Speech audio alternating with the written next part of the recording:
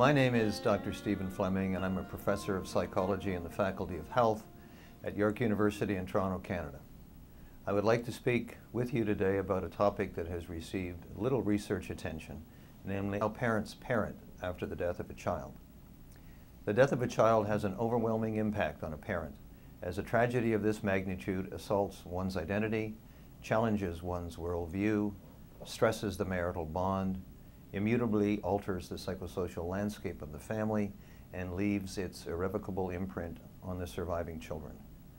One of the many challenges facing parents after the death of a child is that of continuing to parent their surviving children.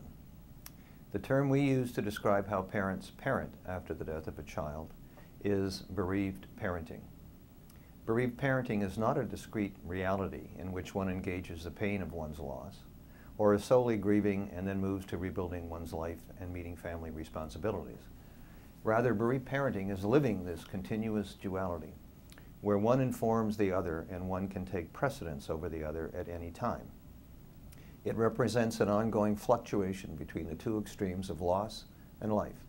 Consequently, we've entitled the core category reflecting the totality of this experience as bereaved parenting, living the duality of devastation and regeneration. Parental devastation caused by the death of a child is well documented, and the term accurately describes the sense of personal annihilation in the face of such an overwhelming tragedy. Our research revealed a salient feature of bereaved parenting was that parents could not emotionally remain enveloped in this devastated state for long. Virtually from the moment of their child's death, they were confronted by numerous emergent demands to parent their remaining children.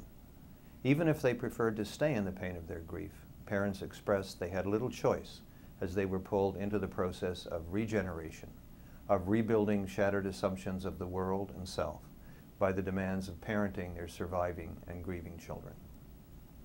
We have chosen the term regeneration with considerable forethought, as it does not simply represent the opposite of devastation, nor does it imply a recovery to a pre-loss state. That state of existence has been irrevocably shattered. With clarity and courage, parents spoke of painfully regenerating a sense of self and a sense of family, and in an honest, forthright fashion acknowledged their often half-hearted attempts to re-engage their parental responsibilities. They were not always successful. At times they actually failed. But they persevered in picking up the pieces, and ultimately they succeeded in reclaiming their lives and the lives of their surviving children. They survived and they functioned, and in some ways they thrived, but there was forever the missing piece, the unfillable hole. Bereaved parenting then is an act of engaging in regeneration, but it is not an act of acceptance, resolution, moving on, or getting over the death of a child. It is an act of picking up the pieces in the face of the devastation, forever respectful and informed by the weight of their child's absence. Hard to cheer me.